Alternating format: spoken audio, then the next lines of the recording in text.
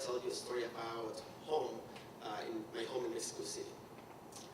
I was living in this barrio neighborhood in Mexico City, which is named Tepito, which still by now one of the scary places to live in Mexico City because a lot of violence, drugs, and a lot of crime. But also I have to say that it's kind of funny the way everything works, because it's a dangerous place to live in, but if you're in it, you're safe. So people are not attacking you because you're in that place.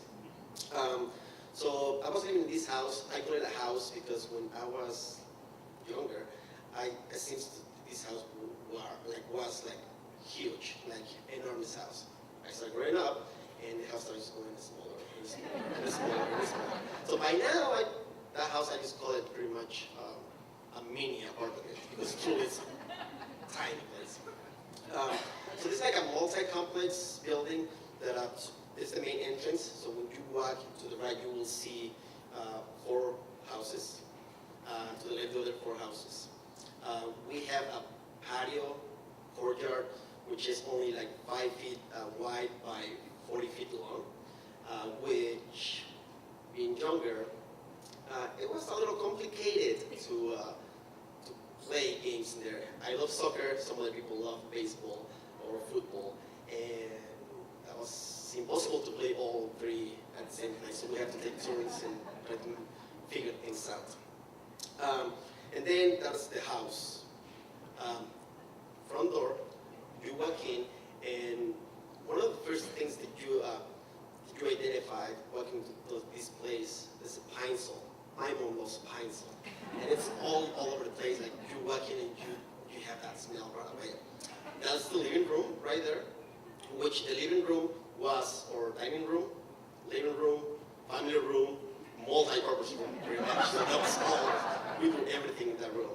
And then you move to the right a little bit, and there's a hallway. It's a tiny hallway, which is a really tiny, tiny kitchen, which I remember my mom making, and still making those delicious food, Mexican food.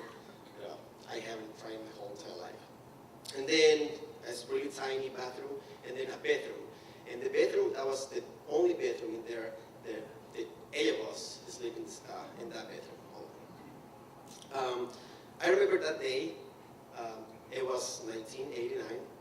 I was 9 years old, and finally I started just saying, like, I would love to have my own space. I want my own space. It was frustrating for a little bit that I didn't have my own space. So I walked out to the patio, to the courtyard, and I was like, well, maybe it's a little more space here. With all those kids around me, I was like, no, I was pretty much the same. Open my window, pretty much I can see the neighbor's window right there, like right there. And also, if somebody get in trouble, you can easily figure it out because you can hear every single thing around you, like who's getting in trouble, who's fighting, who's doing all this stuff. So like that was pretty easy to figure. And then I moved to the U.S. in 2002. Went to Ann Arbor. I was living in Ann Arbor, and I moved with a friend of mine, and we get our own apartment. So finally, my dream came true. I have my own room, my own space. I was fascinated by it. I was so happy, and truly, I think I was just happy for a whole year. I was just like fascinated with my own space. I can just close my door, and my room is like knocking the door, like, hey, what are you doing? Like, nothing, just chilling here. Just, hey, came out, just come to the living room. I'm okay here. I'm fine. I'm cool. I'm enjoying my own space. But after all this time, I met my wife, and then I moved to Oral Creek. And I still have the fortune to have a house probably bigger than what we need, to be honest with you. We have 2 kids. They will have their space. But even that, by that point in my life, I was just having this feeling that I'm missing something. Something is not right. It's not here. And after all these years, I figured that out. It was community. It was even if we were like all crowded in that space. I was looking for that connection with people that I know my neighbors so well. I know what the issues that they have. They know the issues that we have.